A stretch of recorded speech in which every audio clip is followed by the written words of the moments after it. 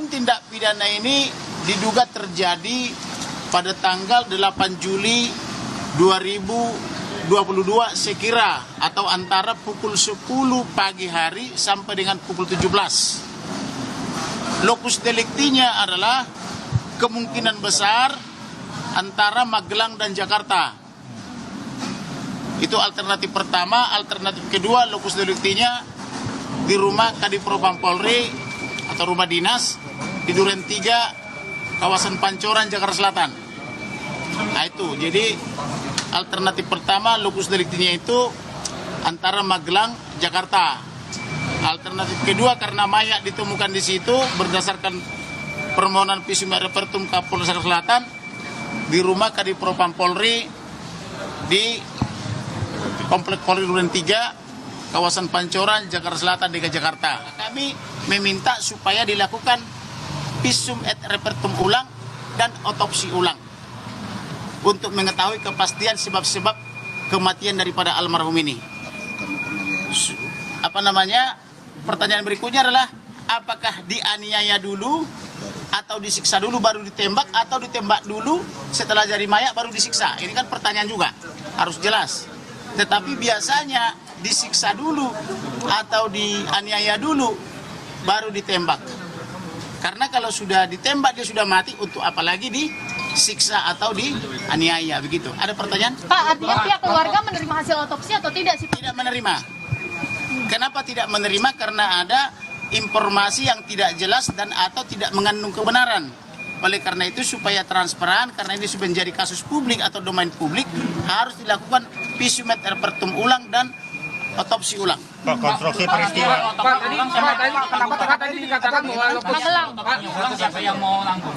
Yang menanggung biaya, kami sudah dari tim sudah menjamin semua biaya. Lokasi di Magelang itu Konstruksi peristiwanya tadi disebutkan Magelang, Jakarta. Konstruksinya itu kayak gimana, Pak? Kenapa kita sebut Magelang, Jakarta? Karena jam 10 dia masih aktif berkomunikasi, baik melalui telepon maupun melalui WhatsApp kepada orang tuanya, khususnya melalui WhatsApp keluarga. Tetapi setelah jam 10, almarhum ini minta izin mau mengawal atasannya atau komandannya atau siapapun itu yang dikawal harus balik ke Jakarta dengan asumsi perjalanan 7 jam. Jadi artinya 7 jam ini jangan ada telepon-telepon dulu. Jam 10 itu berarti di Magelang? Jam 10 pagi itu di Magelang. Itu tanggal berapa? Tanggal 8 Juli 2022. Itu diketahui dari pembicaraan antara... Pembicaraan di WhatsApp grup, pembicaraan di telepon. Antara orang tua dan Brigadir Orang Joshua? tua, ayah ibunya, kakak adiknya. Di mana ayah ibu dan kakak adiknya sedang melakukan ziarah ke Sumatera Utara, tepatnya di Balige. Jadi percakapan mereka terakhir itu ada di Balige, Sumatera Utara, dengan korban di Magelang. Nah, tapi setelah jam 10 dia minta izin untuk melakukan pengawalan balik ke Jakarta.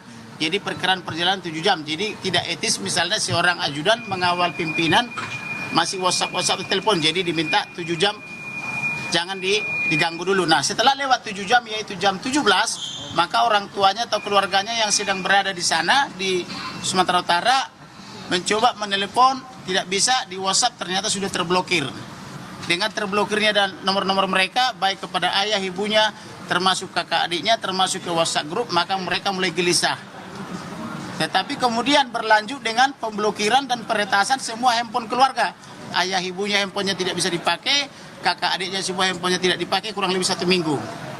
Jadi artinya ini ada dugaan pembunuhan terencana, sehingga bagaimana caranya handphone itu bisa dikuasai passwordnya. Berarti sebelum dia dibunuh, ada dulu ini dugaan pemaksaan untuk membuka password handphone.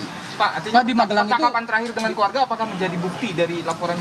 Bagaimana? Percakapan terakhir dengan keluarga. Percakapan itu nanti biarlah itu tugas penyidik nanti.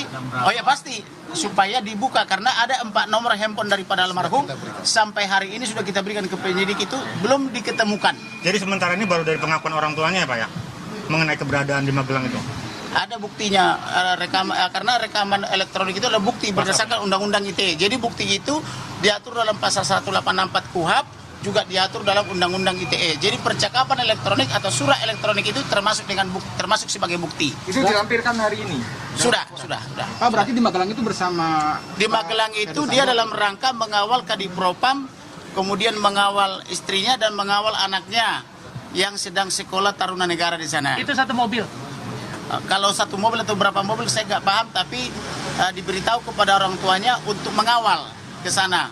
Mobil- Tetapi baliknya dari Magelang ke Jakarta, apakah satu mobil atau beda hari, kami belum dapat informasi untuk itu.